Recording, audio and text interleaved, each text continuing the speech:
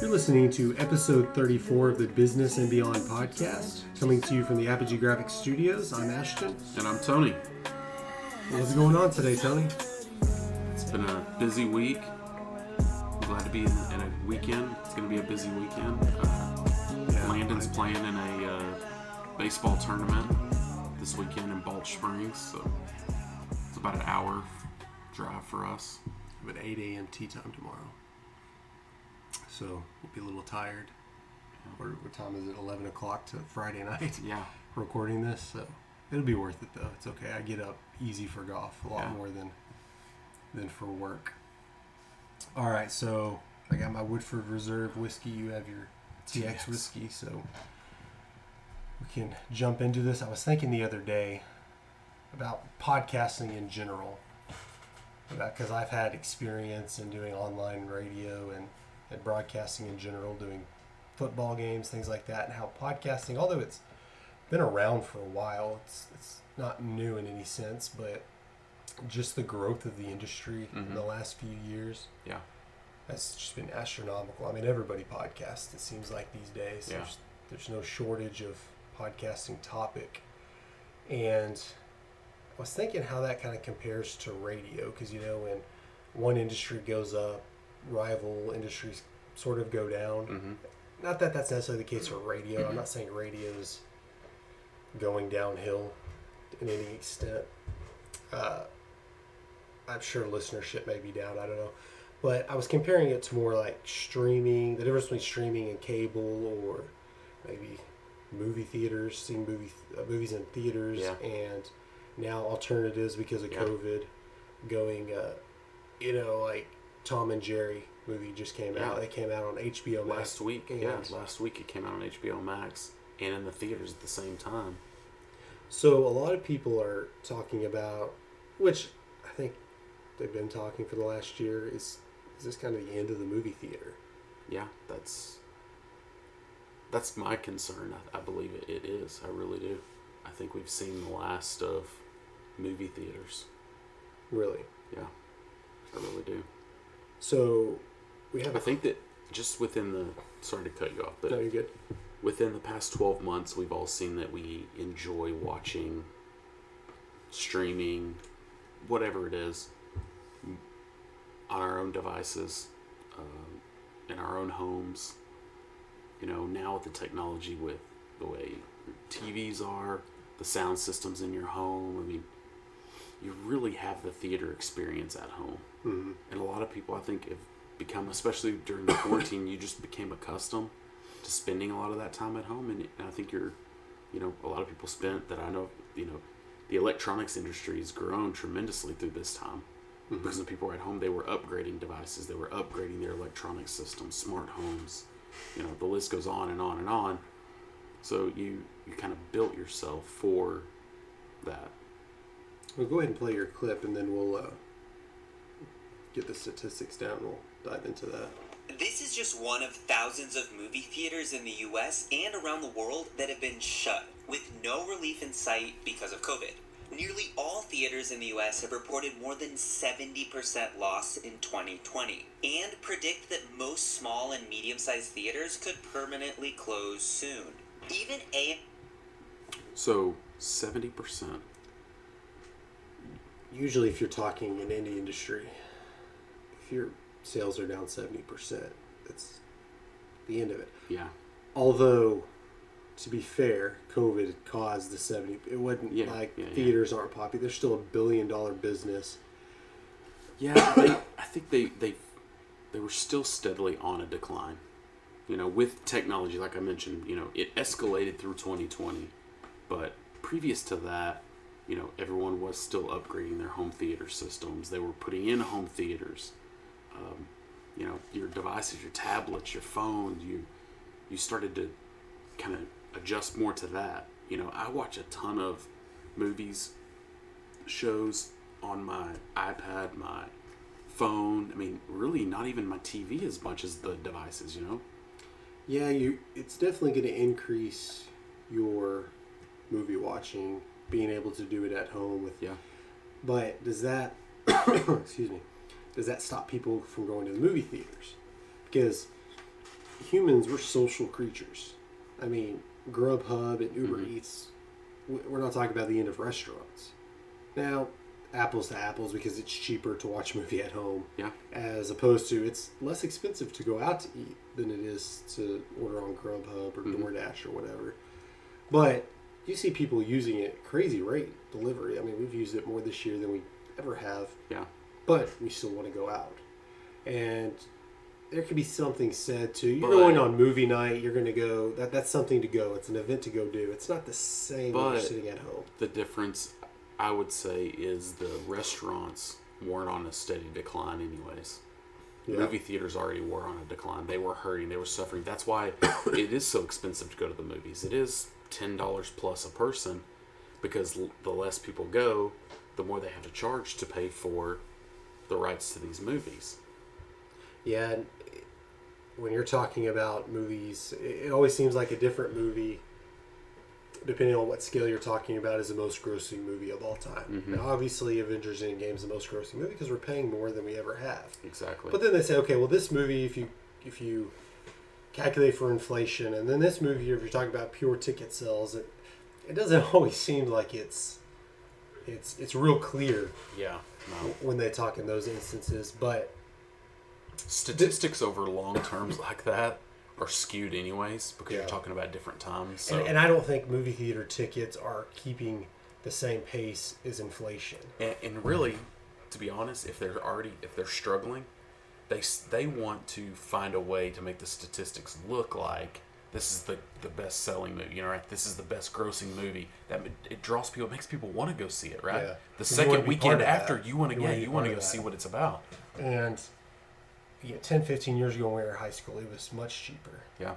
And I'm not going to say it's quite doubled, but it's a lot more expensive, and inflation hasn't grown that much. Also, one of the big differences is now, within 6 weeks, a movie's going to be out for rent or purchase out of the theaters. Yeah, it could be a 6 to 8 week turnaround from when it starts in the movie theaters, when it debuts, to when it's out on Blu-ray release. Yeah, and like we said, Tom and Jerry came out a couple of weeks ago, and it released in theaters and on HBO Max. Well, and through COVID, there were some others. Disney Plus had some that they had movies that were releasing that went ahead and released online as well. And there's several of them that have released for rent, so you're going to spend $20 to rent it. And off the top of my head, we're talking about Mulan, because you had Disney Plus and you had to pay an extra $20 or whatever. Yeah. But look at these movies, Mulan, Tom and Jerry. I don't think those are going to be, probably not huge movies. Yeah. I mean, what I try to think of is Black Widow, the Marvel movie. It was supposed to go out 2 years ago, and they still don't want to release it on Disney Plus. And being a prequel, you're talking about, hey, the relevance of this in the MCU is almost gone. Yeah. But they still want it to go in theaters. I mean, I don't know all the politics or the benefits of it, but there's a benefit to have it in theaters rather than on their own streaming service, Disney Plus. You look at, I know I'm going to get it wrong, King Kong versus Godzilla, or Godzilla Kong, or whatever the movie. It only released in theaters, and that's not going to be a huge. I don't think that's a huge movie. Yeah. Usually Godzilla movies don't do all that great. But you think it would have fared better to go into a streaming platform? Well, I mean, it depends. Disney owns everything. I don't know if Disney owns that in any sense. And I'm sure if Black Widow would have went to Disney Plus, they would have something where you have to pay extra to see it, and I probably would. And a lot of them were. So, I mean, well, you didn't have to with the HBO. We have HBO Max through our phone plan. We actually don't pay the additional. I'm sure we do through AT&T. The phone plan is at that cost, but that wasn't any additional. It was just on there, included, streamed for free for, I think it's 30 days it was going to be available. Honestly, I'm glad I didn't pay for it. It wasn't that great of a movie. Even my kids got bored of it. Well, they weren't. I talked to my kids about it, and they have no clue who Tom and Jerry are, and I'm like, they're not still on some channel they watch, but they don't watch a lot of TV in general, which I guess kind of moves into another point we were making on cable channels, or having cable on certain channels versus streaming. Well, before we even get to that,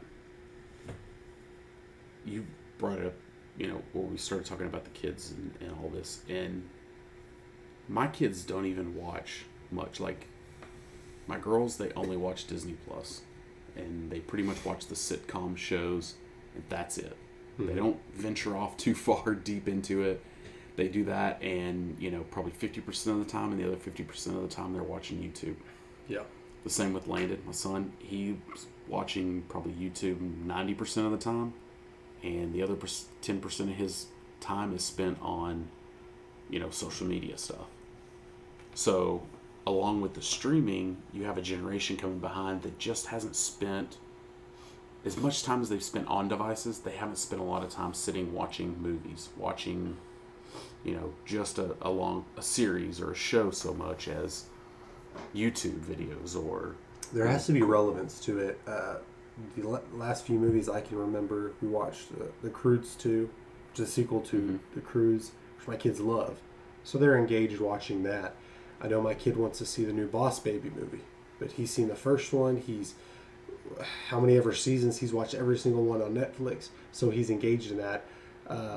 He wants, a new Avengers movie comes out, a new Marvel movie, he'll want to go see that just because it's in get like if a new movie, we see a preview for a new action movie or whatever, it has nothing to do with any other, it's a brand new movie, not tied to anything else, we can be interested. I don't think my kid would even care. Now, maybe that's attention span type. Maybe once they get older, it's, every generation always has a generation. That next generation's not focusing enough or whatever. But there has to be a tie for them. Like, he could care less. It could be a brand new kids movie, a new, whatever. But unless it's like Cars 4 or, something tied to something he's already interested in, I don't think they'll sit that long for a movie. But shows, he'll watch any show. He watches YouTube Kids, watches guys play video games on YouTube, and then he'll go play video game, that's just, it's just so much content out there. Everyone's fighting for it. But, and it's hard to say, times we've gone to the movies with him, it's been a while, obviously, but I would never take Grayson. Grayson's obviously not old enough or hadn't been old enough, but Bryson's been to a few movies and he's focused on the screen. They're always kids' movies, and how can you not be? At home there's so many distractions. Sitting in a movie theater, that's all that's going on. Yeah, that's true. So I think more of the experience of the movie theater is why it won't go away, at least anytime soon. I think it's going to have a big rebound when everything opens back up and they start, they've been open for most of the time. They closed down for a little bit, but they're just not releasing big movies right now because they know it's a waste. People aren't going to... If they hold off for another year, 6 months or whatever, these movies can still draw the same audience. So that's why I think it's hard to say, because obviously a 70% drop, that's horrendous. It's hard to bounce back from that. It is hard to bounce back from that. But, when you see those kind of drops, it's Blockbuster dropping 80% because of Netflix. Mm-hmm. You're not going to bounce back from anything like that. That's because... There was a replay of True. They had a chance to jump on the train. They missed the train. I don't know that... I think some movies are going to stay where, hey, you can watch them on Disney Plus and pay another $20, or they're going to be on HBO Max. I think some of the lesser movies at first. So I think movies are going to have a big rebound, and we'll have to see, because I think prices are going to go up again because they have to make up for that. Just like airlines, I think it's going to be very expensive to travel. That's where I think that they're going to start going down again. They're going to struggle, and look at all the money that's spent now. You started to bring up the streaming services. All the money spent on multiple streaming services. For me, we have Disney Plus. We have the Amazon, which is tied with our Amazon Prime. Yeah. We have Netflix. We have Hulu. You have Discovery Plus. Yeah. We have all of these streaming service. And about how much is all that combined? Less than $100. $80. Yeah, less than $100. $80, say. So comparing to, I guess you'd say, the old, the way of doing it, cable, satellite. I don't have a lot of the cable statistics up. I don't remember. We may have had cable. I mean, we've had cable when we were kids. I've never paid for cable. I've always had satellite. AT&T, which fiber. Fiber. Yeah. Whatever you want to call it. It's not really cable. I mean, not really satellite, but just in general, I know I get things in the mail that I can sign up for Dish Network for $39.99 a month. But you have to sign a 2-year contract, and the $39.99 is for the first year, and the second year, God knows what it goes up to. And a couple statistics, real quick. Just the difference. I have all these prices on these streaming services. You look at Dish Network, DirecTV, the lower end for Dish is about $49.99. And I think that's after your promotional rate. That's basic package. And there's a lot of stuff that's not included. There's a lot of stuff with Discovery Plus, with YouTube TV, those streaming services. Stuff just comes basic that aren't on this promotional rate. I mean, to get HBO and all these movie channels, you're going to have to hire a package. And DirecTV is even more expensive. The cheapest one is $69.99. And if any of our listeners have DirecTV or Dish, and y'all pay a different rate, that's not promotional rate, y'all can send that in to us. I mean, we don't want to be giving out information. It's not wrong. We definitely want to be vetted, but that's the low end. High end are well over $100. Yeah. And I know a lot of that probably, I haven't had satellite in a long time.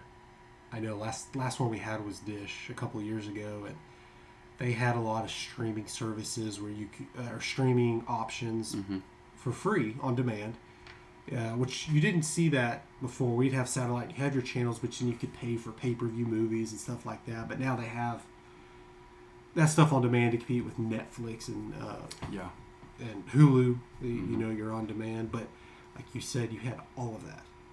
You had Discovery Plus, Hulu, all of that for less than $100.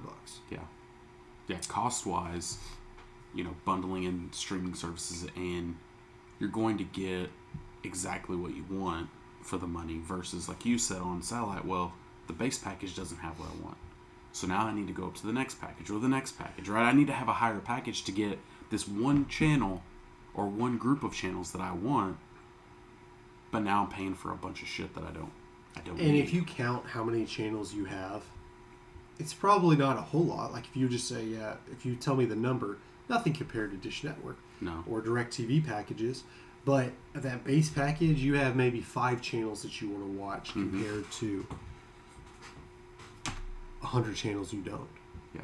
And I know we used to talk about it before we had satellite. It's like, why don't they have an option where they show all the channels and you just click, I want this one, this one, this one, this one, and then they tell you what your price is going to be. And the first one who did that was pretty much Sling.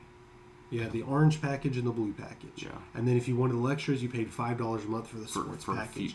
You pay $10 a month for the, you just added it on. And Sling's not the best service out there. We had, customer service issues, but we tried to get a free package.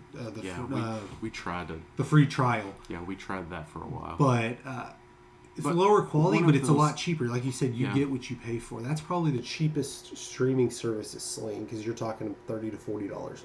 Yeah. And then you get up to YouTube TV and Hulu Live and, $60, $70, maybe even $80, depending on what I think they're pushing $80 now. But then, you have then the add-on, ones like Disney Plus that's $5-ish a month. I don't know the exact. Discovery Plus, which we just signed up for, is $4.99 a month.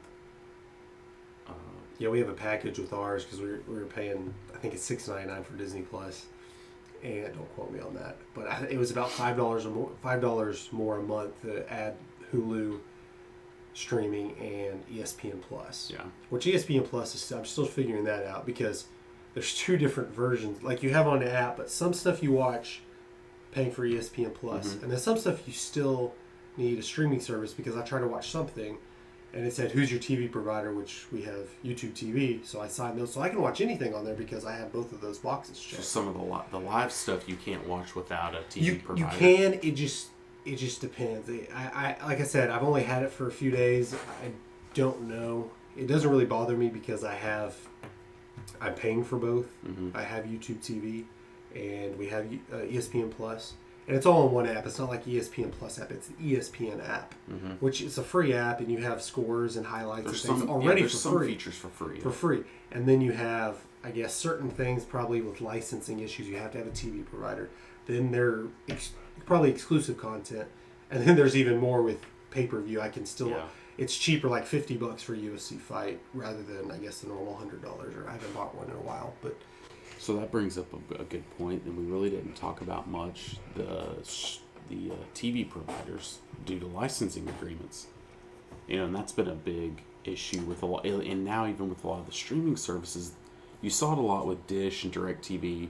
They would get in disputes with certain channels, and these groups of channels would be dropped. We left DirecTV and switched to Dish Network because they dropped CBS, and we couldn't watch a Cowboys game, but I was able to sign up for a free trial of CBS All Access or something. Yeah. Another streaming deal. Yeah. But we switched that. You can get all the disputes you want, but then when you have down to a Cowboys game, I remember talking to a friend that was in the industry of that, and he said DirecTV lost a lot of customers from that. As a few years ago, from that missing one Cowboys game, which one of the worst you can have. They don't play very many games on CBS. They're always on Fox, but the 1 week, they, I guess CBS said call our bluff, and they didn't. Yeah. Or maybe vice versa. And they knew. TV said call. CBS knew. Yeah. No, it's the Cowboys game. Yeah, go ahead, see what happens, and you can say all you want about, it's CBS's fault or it's Fox's fault, and no, it's DirecTV. I don't care whose fault it is. Yeah. I'm paying for a service, and now if you're not going to give me what I feel like I'm paying for, I'm going to take my money elsewhere. But cable's fighting back, or satellite's fighting back. I guess cable too. They're probably, but Fox Sports, I guess all the regional Fox Sports is, but I know Fox Sports Southwest, where Mavericks and Rangers and Stars play, aren't on any streaming service. Because I got an email from YouTube before the season started about they don't have Fox Sports Southwest, and I was like, I might need to think about changing just because I can't watch Maverick games. And so I Googled, what streaming services have Fox Sports Southwest, and it was DirecTV, Dish Network, a couple of cables, and I think AT&T, is it still Uverse? I don't know. But they're still kind of connected to DirecTV, so they're not really streaming, but they had it.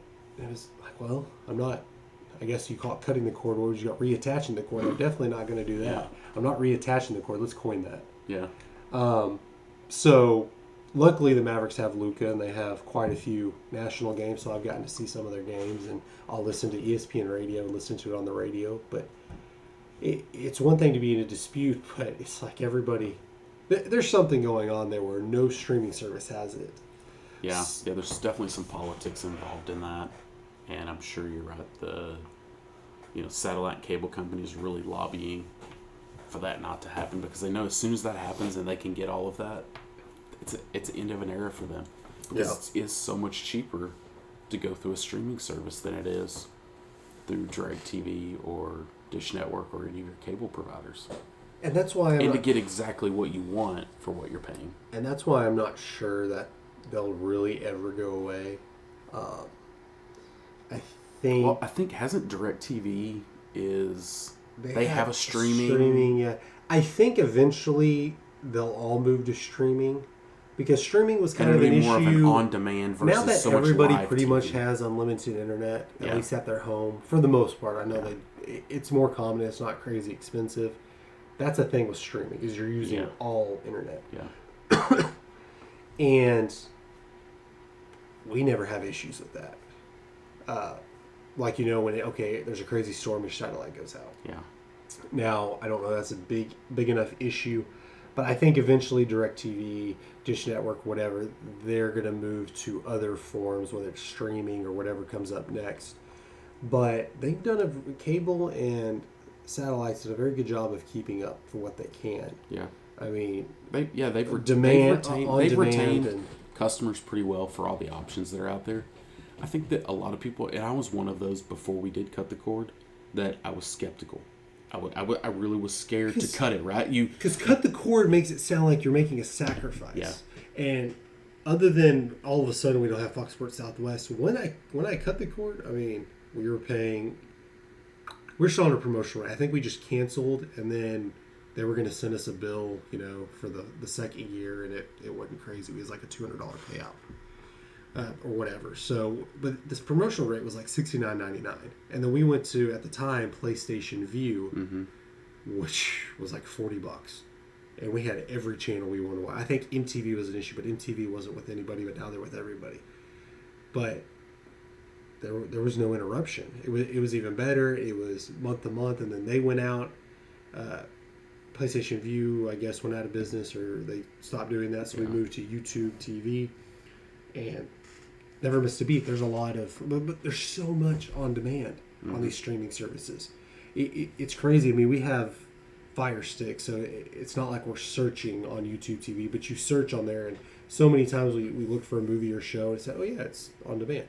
I mean, Office fans, the show The Office, they went off of Netflix, and they have to have Peacock. Well, we have YouTube TV, and they have the entire series on demand. Yeah. So we just watch The Office. I mean, with ads, obviously, not like Netflix, but they have that. There's so many more benefits that. Now, I haven't had satellite in a while, so maybe they have a lot of those benefits. But Dish Network and DirecTV, I don't think are going anywhere or in trouble. At least now, as long as they keep up. We most recently had the Hulu TV, the Live, or Hulu Plus Live. And we just got rid of the live part of that. So, which that was another one that was like, man, do we want to get rid of our live TV? And then we sat back and we looked and said, okay, these are the channels that we actually watch. Well, we can get that through all the streaming that we have. You're talking about local channels, which I'm not a big local. I don't. We talked about at times you want to watch it, tornado warnings, things like that. Local channels are so scared to interrupt somebody's TV show, to interrupt Judge Judy, that they stop doing that. That's all on Facebook Live. We had our tornado sirens going off at 2 a.m. We turned on TV and nothing was on there. We looked on Fox 4 on Facebook. They were live streaming it. Yeah. And so you got that covered right there. Like serious events that you need to know. Like, unless you just follow the news and politics and you just want to be in the know, I mean, you get a different discussion. I'll tell you, don't watch the local news. It's not going to help. It depends on who you are. But, I mean, for someone like we are, that we're so on the go, and we have so many things going all the time, in and out of the studio, we rely on the devices we carry with us on the daily to keep up with that, like you said. With you have every media. App, you have alerts set up. Absolutely. Amber alerts go off all the time on your phone. Yeah, I mean, we have weather news, channel apps, the everything. news station weather apps, the news station apps. Or heck, just jump on Facebook. Now, you're not going to get necessarily the right facts, but you know when something's going on. But it's... What else is there? I mean, we're talking about... You don't have Fox Sports Southwest. You're not watching Mavericks, Stars, whatever. The teams you do watch are on national, ESPN, whatever. Cowboys, maybe? Like, okay, when Cowboy season starts, you're like, okay, well, we got to figure something out. Maybe come to my house or go to B-Dubs or something. Yeah, go to a sports bar and hang out. Man, that'll give us that reason to go out now, right? Because we can't go to movie theaters because they're going to be shut down in 6 months. Completely. They're all going to sell out. That's my prediction. They're gone in 6 months. The small ones, I bet. I think they said 70 to 80% of small, the medium to small. But that's where we're going to get our social action. Is we're going to go to a sports bar now, especially that we're opening up next You say Wednesday. that, and I say I don't think they're going to go out of business. And then people are going to see movie theaters going out of business and going to say Tony was right. Not all movie theaters. Movie theaters are going to go The one movie theater you see, I called it. I called it now. Mark my word. I called it that the first movie theater you see, I called it. See, we have a couple of big ones over here. Yeah. AMC and Premiere. Those are pretty big ones. Premiere may be a medium-sized one. AMC is obviously the biggest. We'll have to see. But at that point, people are going to stop going because it's going to be too crowded because half the movie theaters everywhere are going to go. And, But just to go back to that, a movie like Avengers Endgame, tell me that is not the same seeing it in theaters. Did you watch it in theaters? If you can... No. Oh, you didn't see it in theaters. Okay, that's the difference. I mean, if you saw... But what if you... Nerd out. Okay, if you're into Marvel... technology that... you can just bring that home theater. I get that, but I'm not talking about the quality of it. I'm talking about the experience, sitting in there and that's nothing's ever happened like Avengers Endgame. Home theater, and you're going to bring all of your family and friends in. Avengers Endgame that's going to be the reaction. It's a very long movie, and I'll give it a B, except for the last 30 minutes. The last 30 minutes are probably some of the best in cinema history. I'm not a big movie guy, so maybe I'm being a little exaggerated, but watching it with all the people in the theaters cheering and laughing, that whole battle scene, that's the experience. It would have not been the same. I'm not talking about the sounds and everything, because I can watch that. I'll watch that on Disney Plus, and you still get the chills or whatever. But watching with everybody going crazy in the theater, that's an experience. And another movie, you've seen The Strangers. You can watch that and you're like, okay, yeah, that's a cool horror movie. It was terrifying watching it in theaters, because everybody's tense, and then something happens and it's not really what you thought it was going to be. You thought it was going to be moment, and then everyone starts kind of laughing like, oh yeah, it got all of us or whatever. That's a good movie to see in theaters. And new Halloween movie, me, you, and Patrick are going to go see that in October. That's supposed to be the worst part I hate about going to scary. Movies is, when do I get up? When can I get up to leave? Because they're always going to get you at the end through the... Marvel does that. I was watching the last episode of WandaVision. If you leave 30 seconds they too had early. two. No, WandaVision, Marvel's notorious about having that credit scene. So WandaVision, I've been missing a lot, because WandaVision apparently, like, the last 8 minutes are the credits. And they'll usually have 2 or 3 in there. Like, what the crap? So I'm sitting here fast forwarding on my phone until I find something. And on what? Oh, on Disney Plus. On your phone. On my phone. So you're watching Disney. See, that's a my show. Point. You're making my point for me.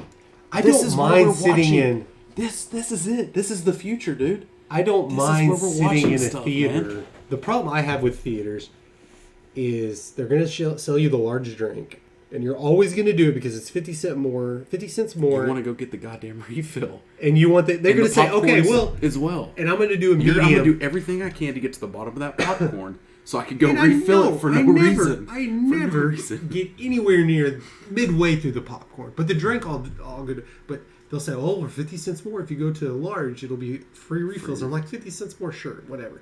And then I drink half of it through the previews. And then I'm trying to figure out, okay, what's the best part of the movie to go use the restroom? And guess what? If you were at home... You hit the pause button, you go and you come back and you get the experience without your stomach movies like hurting. Tom and Jerry, you probably have been upset if you went and paid for that. Absolutely. I've been pissed if I spent $50 to take my family to the movie theaters. It's an experience. I'm going to pay extra for the experience. So if you figure out you want to go on a date night, like it's a date night, you're going to go to a restaurant and you're going to get a babysitter for the kids. Why don't you just bring the kids? No, it's a date. It's experience. You want to go on a date night with your wife. Are you going to go to Chili's? We're not high-class people. Let's not get crazy. You're not going to go to Silver Fox. You may go to Silver Fox if it's a special occasion, but we're going to go somewhere slightly more fancy than... We're not going to go to our normal restaurant because it's an experience. Although, I'll say Chili's has, most of the same food, unless you go to a really nice steakhouse. The steak's the same at Chili's as it is everywhere, and it's a lot more. You need to get out a little more. Yeah. No, if you go to... You need to venture out of Johnson County. And that's in Tarrant County. Okay. No, I'm just saying your normal, if you go to like Silver Fox, it's obviously going to be a lot better. But if you're not going to go somewhere where the check's going to be $80, $90, $100, you might as well go somewhere where the check's $20, $30. It's not going to be, that mid-range who really cares. You may get a really good chef, I know we're getting really off here, but it's all about the experience. You're going to spend that extra money. Nobody, you're going to order DoorDash because you're lazy and you don't want to get out and you don't know what you want. You're hungry. You're just ordering it all from the app. I think the problem with the movie theater is it's too subjective. There's too many people that would much rather watch it from home, that have invested in the technology to watch it from home, to watch it on the go. You know our society now. Everyone's on the go. Everything's instant, fast. And now you're making an actually good argument now. Now you've joined up with me in an intellectual argument here. Now listen, you have your introverts, the people who really don't care to go to the movies, maybe single people, live by themselves, they're not going to have a bunch of friends they go to the movies with. They don't want to have to go to the movies to see that. And now with your phone and technology and Facebook, social media, you can't wait for it to come out without everyone, they give you about 2 weeks before they start the spoilers. Yeah. So if it's a good movie, you have to, and the memes start, and you can kind of figure out what's going to happen with the memes. That ruined Avengers Endgame Infinity War, because I didn't watch it forever, which I wasn't huge into Marvel then, but I figured out what was going to happen because of all the memes. I put 2 and 2 together. You've seen them, yeah. So that's going to kind of ruin it for them. But to have the option, I think, maybe not on big box office busting movies, they're probably going to make it where you can only watch it in theaters. But I bet you we're going to continue to see a lot more where Disney Plus will stream movies, or they'll give you that option that it is in theaters, but you're going to HBO Max to watch it. Yeah. Which, to me, it seems like it's easy to combine those statistics, but how these days they say the NFL ratings are down, sports ratings are down in general, but they're not combining the streaming statistics as much as the other statistics. You think they would just combine all those together. I don't know all the science to it, but I don't think big box office hits are going to be streamed. That's going to be what keeps movie theaters alive. To what extent they're alive at, they're going to be shutting down movie theaters, and you're going to see the decline. But I mean, hey, talk about drive-in movie theaters. They're not completely dead. In fact, there's one in downtown Fort Worth that, not during COVID. Well, actually, I think they did pretty well during COVID because you're pretty much separated. Maybe that's the theaters that are going to grow. Are going to be the Are we going to go back to drive-in theaters now? I mean, we at one point we had 2 in the state of Texas, one down in Granbury, which we always went to, and the one in Houston. But now a lot more popped up. There's one that opened up in Louisville, one that opened up in downtown Fort Worth. That's pretty good, but they have a lot more going on with food trucks being there, not just your concession stand, your traditional concession stand. They have an ice skating rink in the winter. They have playgrounds. They have all kinds of stuff. And really, I don't think you can just say this is going to die off without them figuring out a way to adapt. Like, I thought cable TV was going away. I thought satellite was going away. And I'm not going to say they're up there. I think right now, statistically, more people have cable and satellite than streaming. Probably so. Probably, because not everyone's moved over. Yeah. But I think cable and satellite aren't seeing the declines the same way. I think they're staying steady because they're adapting. Yeah. Things like, you can read it. I'm paraphrasing, but they were talking about the CEO of Blockbuster having a meeting about, what's happening with Netflix. Now, Netflix specific. And they said they need to start adapting and doing, going to there. Of course, I'm paraphrasing. And he said, no, it'll be dead in 6 months or whatever. He just said it's not going to last. And maybe at the time, if you go back and look with streaming, it wasn't as reliable as it is today. Yeah, the technology wasn't there quite for it. there. And that wasn't the big draw right away for Netflix, was the streaming part. It was you could still get the physical discs as well. Yeah, and really, I think Redbox probably was on Blockbuster's radar more. Yeah. Because I saw a couple of Blockbuster, like whatever you would call it. Yeah, little things out. Because I lived in an apartment in Burleson outside a racetrack, and there was a Redbox, and they put a Blockbuster one right next to it. And I think that way, and there's still Redboxes. There's still Redbox around. They're go figure. But Blockbuster didn't adapt. That's what it is. And maybe movie theaters adapt because, they have gaming lounges, whatever you want to call it, little arcade things going on. They, they're changing up what concession items. Who knows what the next adaptation is or what they're going to add next. Yeah, I want to get into that. The DVD, bringing that up. I want to get into that. Why don't you go ahead and hit up our sponsor for this show? You got that there? Did you send it like you normally do? I did. Did you get it? It didn't pop up like it did last time. Did you get it? There it goes. Why don't you go ahead and do that? I'll fill up our drinks. You're going to have to use Crown because we bought them to... Hold on. Yeah, the joys of keeping it real. It's still not loading. Yeah, we're not going to edit this out. But yeah, a big friend of the show. You've heard us talk about it. We talk about when we talk about Anthony. He's been on the show before. He owns a company called Hawks Event Rental Services. He does all kinds of great things. If you have a birthday party to plan, he has bounce houses, water slides, all kinds of inflatables. He just recently got more into tables and chairs and rentals, so that sort of sense. So if you need that for those parties, but also if you just have a random party in general, you can do those. But what I think is the coolest part of or coolest service he offers, which I think is what he started with, is the gaming truck. That's where it's at. If you have kids that are really into gaming, kids' birthday parties, or really anything. I mean, I think we're going to use him for our kids' birthday parties because two of your kids and one of mine all have birthdays in the same month.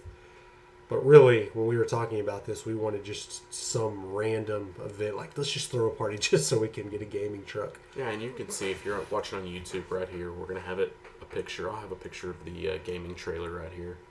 You can see the inside of that. It's dope, man. He's got the lights and he has music. Yeah, check him out. It's a party. Check him out on Facebook. He's got videos, and all that information will be in the description box below. But man, it's crazy. Multiple TVs. He's got little LEDs. If you're watching on YouTube and you see our LED lights up here, a little bit similar to that. Yeah. Multiple gaming systems. He has everything: PlayStation, Xbox, multiple controllers. Very clean. Yes. He would show videos of him cleaning everything. Cleaning, sanitizing. Kids are disgusting. Yeah. Kids are very disgusting. Yeah, and he comes, he's got a Mario suit. He'll dress up like Mario. Oh, we saw that video. My kid went nuts. He loves Mario. He has the lanyards and the badges and all the stuff, maybe bracelets. I mean, I don't know. He brings all this stuff, right? Yep. Over the top. He does it right. You're not going to be disappointed. No, but you better make sure you book with him soon because he's filling up fast, and this 2021 is going to be an absolute huge year for him. Yeah, he was one of the businesses you think, entertainment industry. Yeah. Holy crap.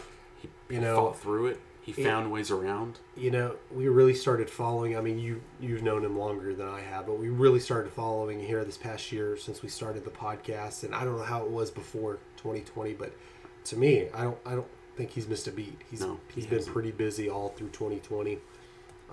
Yeah, if you have a kid's birthday party or any kind of party, he utilized the downtime to put his business plan together, and now time's come. He's ready to really execute it. Yeah, and he is a valued member of the business and beyond army, as we like to call our listeners. I think he's working on a website right now for online booking, so that'll make it should streamline you setting up appointments with him. Yeah, so if you have anything, we need to get on this because it's March. We got 2 months. We have 2 months. Yeah, we were talking about how old my kid was, and I said about 7.5. He'll be 8, and oh crap, that's 2 months from now. Yeah. So if you have a party coming up here in the next few months, go ahead and check him out on his Facebook. All the information's below, and just see what he can offer you. Tell him you heard about him through us. Help us out a little bit, because we like that feedback to know that we're helping out. Yeah. So before we took the break, we were talking about Blockbuster and Redbox, and I wanted to talk about DVDs, because when you brought that up, it made me start thinking that I can't remember the last time we got a Redbox, purchased a DVD or Blu-ray. I think the problem with I'm going to tell you the problem with Redbox. If the price is still the same, at the time it was $1.99, whatever. Yeah. And now with Prime, there's a lot of stuff for free we can download, but typically $5 to rent a movie. It's cheaper to do that because we're not going to remember to bring the Redbox back for a couple of days. We're going to spend. Yeah. So what movies are in Redbox? I mean, they're the same movies that we can stream now on demand? Yeah, I know they have video games too, which I'm not really into because I'm not big on one to play video game and cram it in a few days. I'm more like, Madden and just kind of play as I go. I haven't played Madden in 2 weeks. Even that, I mean, who's buying mini discs anymore either? I mean, so many have gone digital.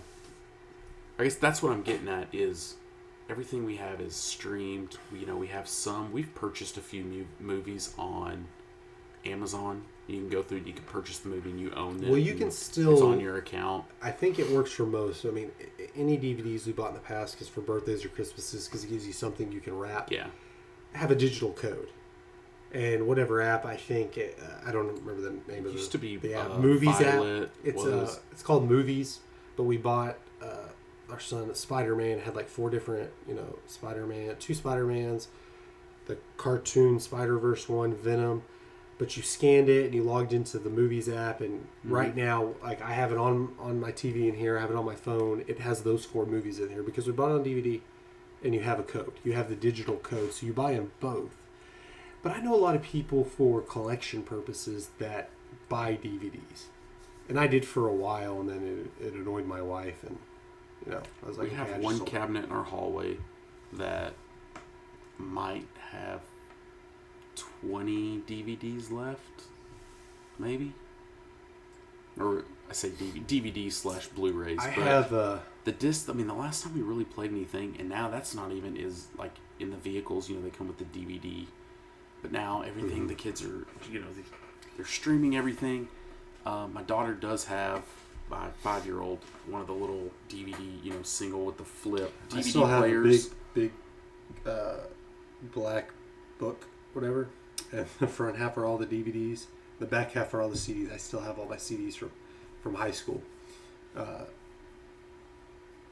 Most of those movies, I know there's a couple that were our go-tos. If you're stuck at home in a snowstorm or you're not feeling well, you have that movie you watch when you're sick. But now we can watch them. My wife can buy them. Like we can go on Amazon. Amazon Fire Stick. Yeah. I go just buy the movie. Yeah. And it's there forever. It just stays on your account. Yeah. It stays on your account. Or you can watch it for free. So, I mean, I can tell you that's in my closet, but I probably haven't seen it in a year. I mean, that's really something that's dying off. For a man cave, I've seen guys have a DVD collection. Like they'll get the Rocky series, the Godfather, all your guy movies, and do they watch them? Probably not, but they have that collection of them, which is different. Because I know I was listening to a radio show and they were talking about the new digital sports cards. They're like little highlights, exclusive highlights that and they're spending $10,000 on them. Yeah, and they're bidding for It's kind of like the cryptocurrency type. Yeah, and they're like, well, our sports card's gone, and I was thinking. Probably not. It's probably just going to be something different. But hopefully not, because there's a lot of guys that have invested a lot of money in but sports cards are different. They try to compare it to DVDs, digital movies and DVDs. But other than guys collecting DVDs, I mean, there's no use. People collecting VHS tapes? No, well, some might be. I'm sure there's somebody out there doing it. But really, I can name a few guys on my Facebook that collect DVDs because I post it on there. But cards are there for resale value, I guess, for collection. There's no other purpose to them. It's not like a DVD or a movie you could watch. Mm-hmm. It's a collectible. Now, most people who buy DVDs now aren't buying them purposefully to watch them, unless you're of an older generation. No offense, that's just easier for you because you don't understand all the digital stuff. You just don't care, but. It's hard to say because I would be scared with these digital cards because they're so new. Who knows what's going to happen to them? But like you said, the cards. But you think the people who run the cards, so that's what people they decide what they're worth. Yeah. You know, you can buy. The market decides what the cards are worth. You're talking about, but a few people really run the market. I mean, it's just like anything. Whoever has the most money can kind of dictate it a little bit. Yeah. But you can buy a Luka rookie card, and you know how many have been printed of that. It'll say, you know, within a. So it's going to have some value, more valuable than other cards. But really, I think value went up on cards that kind of came back. Did they come back before the coronavirus stuff? Is it more people?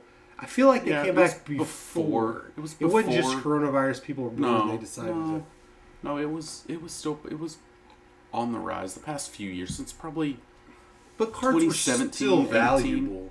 Yeah, it wasn't as widespread collecting cards. There was still a good market for card collectors. You Yeah. have guys that were just always collectors. They would trade. They were grading them. It was a lot easier to find diamonds in the roughs when everybody's not doing it. Now it's impossible. Everyone's doing it. Right, everyone got into it. You have to take risks on players hoping that. But with everyone getting into it, it did drive the market up. Yeah. So. And of course, it'll go back. Unfortunately, for a lot of those guys that were investing, and then they see this influx of people coming in, people that have no idea of value of cards, or way overpaying for cards, and that would hurt some of those guys trying to go out that were wanting to purchase certain cards as well. Yeah, the expensive cards are going to stay up there, and then your mid-range cards they'll probably go back down. But I mean, I don't know what I have. I have a lot of random baseball cards in there. I probably need to check out. But do you think that people had the same thought when the MP3, when that was coming around? Man, that was so short-lived.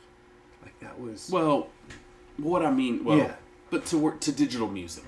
You know, I mean, it went to MP3, but and that's the same thing. From going from CDs aren't exactly. But so people, there's a nostalgic thing of that. But could you even think, not as of today, to even think about going to purchase a CD? Personally, my truck doesn't even have a CD player. There's no slot. It's one screen. It's all digital. It's all let's back up. Streaming onto my truck. At what point does it become? Would you agree that records are a pretty decent market for collectibles? Mm-hmm. Yeah. A-tracks not so much. Will A-tracks become that, or is there something about? Yeah, I don't know if A-tracks are going to, because they weren't too far after records. No, but yeah, and I think CDs, and because CDs are still being produced. Well, some records are being produced too. You can buy new albums on record. But, you know, I don't know. Honestly.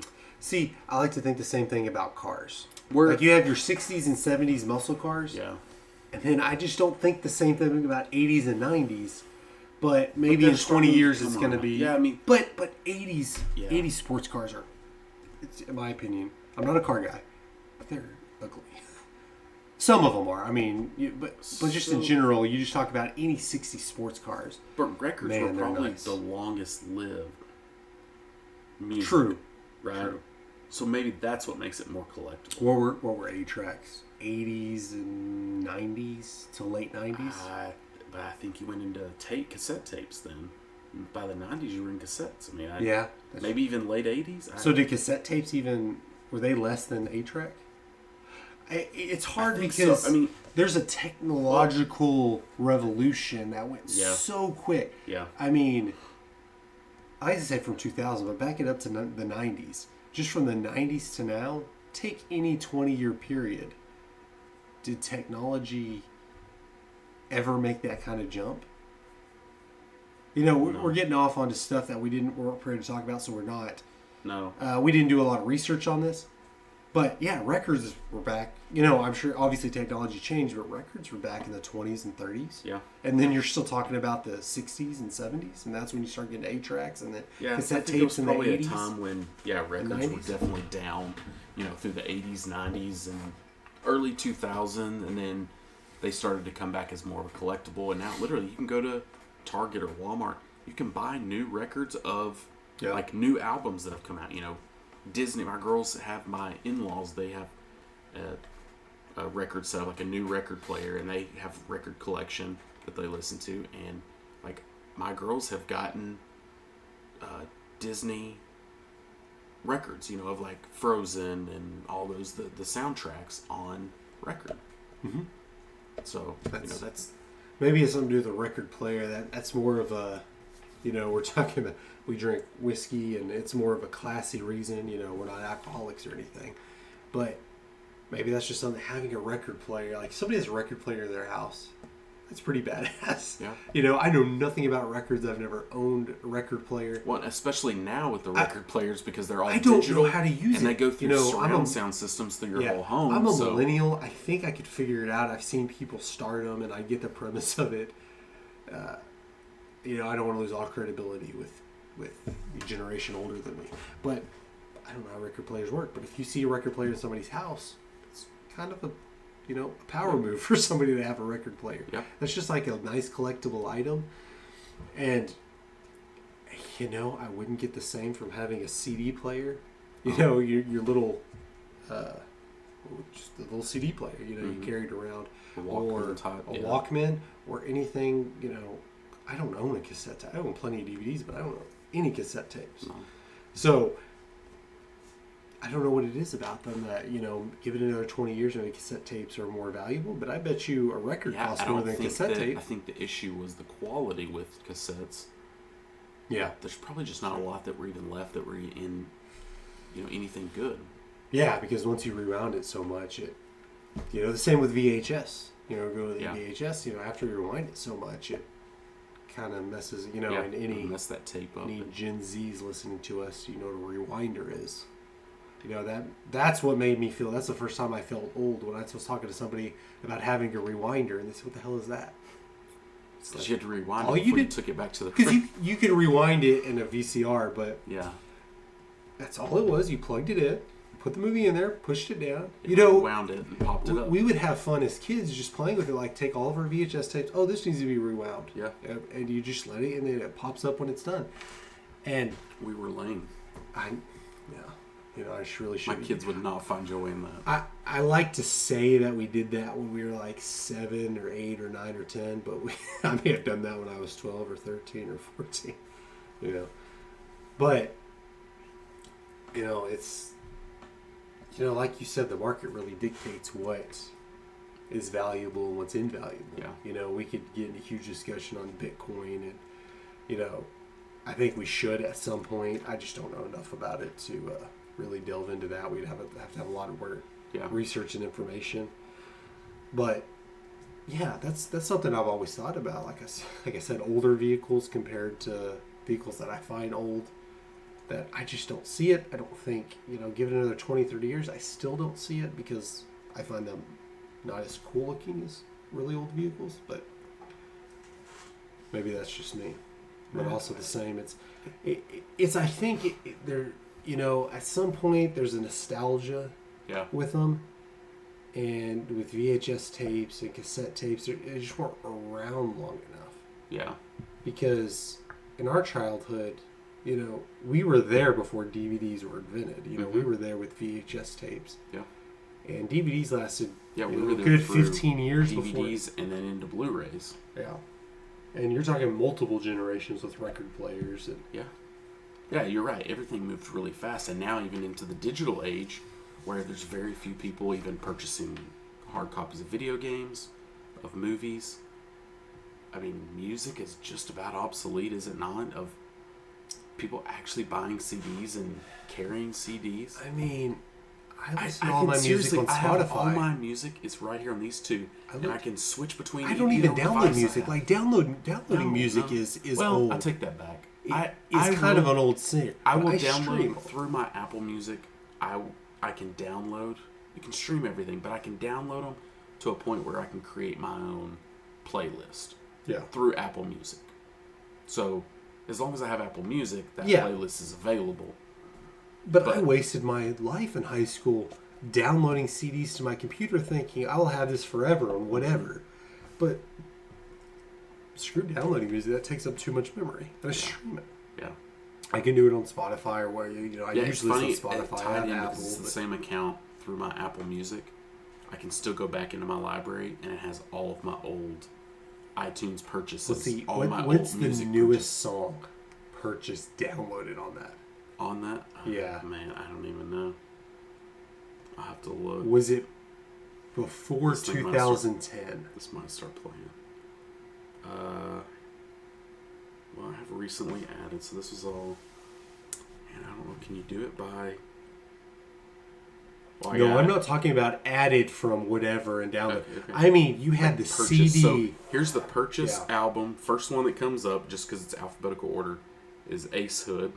Oh, I have we're getting too old for this. AFI on here. You remember AFI? Yeah. Do you have? Do you remember AFI? Do you? What do we have? You have Usher on there. Does Usher have it? Is Usher still, doing songs, or is he just on? Oh, I'm sure I do have Usher on Dang, here. what does Usher do now? What does he do? I want to say he was hosting a show. He's not on one of the singing competition shows.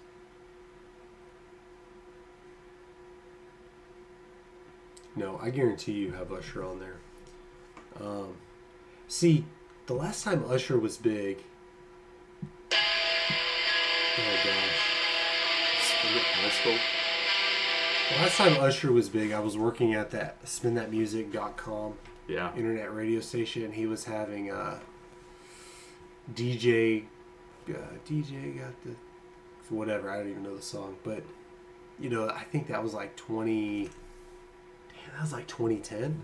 Is that, maybe I'm out on music right now. I'm not up to where I should be. This could be maybe one of the most recent. Yeah. I'm getting old. Oh, you already know what we gonna do. There's Backstreet Boys on here. Yeah, you had the Backstreet Boys and NSYNC. They got cooler as time went on. If you told people you listened to NSYNC or Backstreet Boys about 10 years ago, you're pretty lame. But I think now it's getting up there, where 80s music was when we were in high school. Yeah. I think that's where NSYNC and Backstreet Boys are. Yeah, I mean DJ Khaled, Dre. But that just goes to show you where technology is going. We may hate it, like, oh man, I would keep my CD collection. Like, okay, this is for. I'd buy the big ass thing. Like the one I have in there is half empty. Mm-hmm. Thinking, okay, I'm going to continue to buy CDs and fill this up for the rest of my life. You had no idea. Never. And as much as I didn't want that to change, I always thought, no, I'm gonna always have that little visor thing with the CDs in there. But yeah, so we just recently found, Amberly and I found ours packed in a tote in the attic, basically like a tote of high school, letter jackets and things. And it was our visor CD holders. Yeah. In there. With half of them burnt.